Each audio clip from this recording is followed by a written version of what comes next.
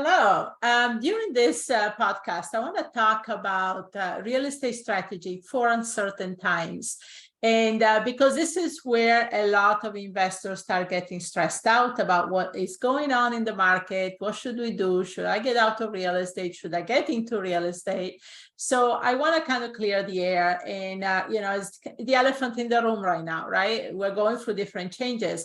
But don't look at changes as something negative. It actually is a positive thing because you get to a point in any journey as far as real estate investing or even for stocks and bonds that if it keeps going up, if it keeps going with a regular trends that's been going on for a while, it hits a point where you can't do anything with this type of investments, right? So you need these big reset buttons. If I look back into my 30-year plus career, there have been major changes or major economic and market changes, that have been tied to world type events. Let's think of 91 with the Gulf War, 2001 with the 9/11. And then we have 2007 with the mortgage crisis and the housing collapse. Then we have 2020 with COVID. So these have been major events that have been huge reset buttons, and things have never been the same as they were before because of these events, including real estate.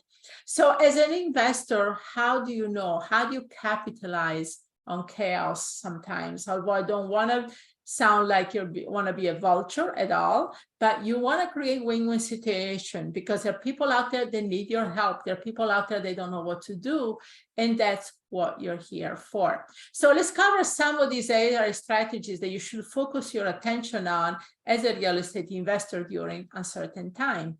Number one, target distressed properties. There are more distressed properties coming on the market during those times, right? Let's face it.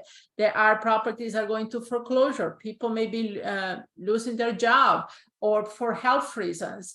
There are short sale situations where people got over leveraged. There are people that have not been paying their taxes, especially property taxes. A lot of the property taxes have gone up over the last few years, double in so many parts of the country.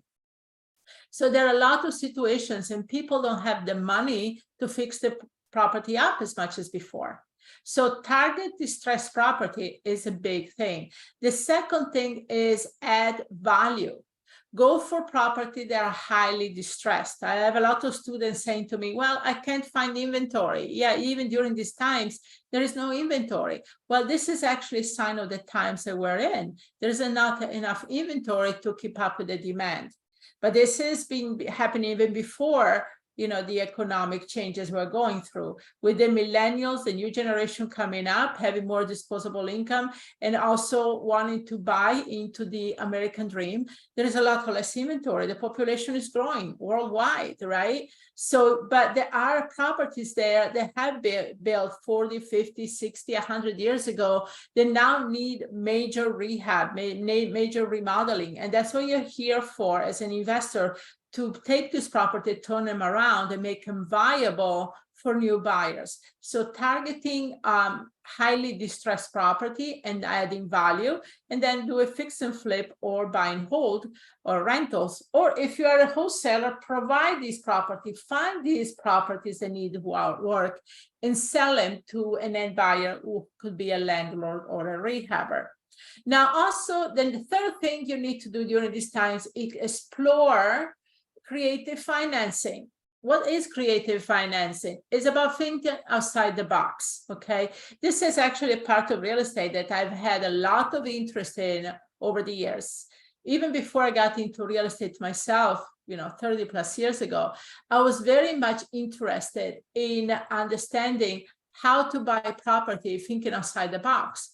Because I wanted to get a portfolio of rental properties, but I didn't have a regular job. I didn't have qualifications to get conventional financing. So I had to use a lot of the strategies like lease options, subject to or assignments of mortgages were popular back then, contract for deeds, and also owner financing using OPM over people's money and also OPR over people's resources. So a combination of these things into creative financing, it becomes even more prominent during these times. Now, also focus on long-term investments. long-term investments, especially when it comes to real estate, are better apt to really weather the storm, right? Because you're not buying for quick appreciation. You're buying for something that is going to be worth more 5-10 years from now. And if we understand the cycles that have been going on in real estate for over the last 100 years, every 10 to 15 years, we're going to have a big reset. Either there's tied to some, worldwide event like with COVID, or it could be tied to other economic factors. But it seems like the average every 10 to 15 years, we are going to have something that's going to reset things, and things are never going to be the same as before. So focus on long-term investment. The long-term investments are going to weather the storm.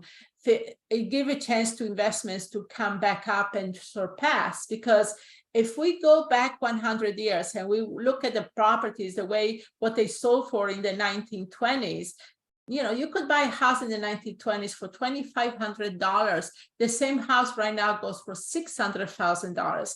So there have been a lot of dips and turns and valleys, but things have come back stronger than before. So keep that in mind. And last but not least, you want to adapt your marketing strategies. People perceptions on how they view communications and real estate. And now there is a lot of introduction of technology like AI, which is going to revolutionize how you do things in the business, even with marketing. So adapt your marketing strategy, and also offer incentives. If you are the investors that go out there and let's say you pay for appraisals, you pay for partial buyer's closing costs, maybe you give the first month rent free if you're having a hard time renting something at a higher price. You don't have to discount the rental on the place. Keep the higher rent, but just give it the first month for free. Get people in the door. Things of that nature, incentive, and adapting your marketing strategies is what is going to put you on top of the game as a real estate investor. So in conclusion, during changing times, yes, things change. Things are never going to be the same as before, but you don't want to see things the same as before. You want new opportunities. When one door closes, I always say 5 more open. You want this opportunity. This is where you're going to expand and grow as real estate investors. Real estate investors are people that adapt themselves with the times, that they look at opportunities, that they look at solutions. They don't look at the problems.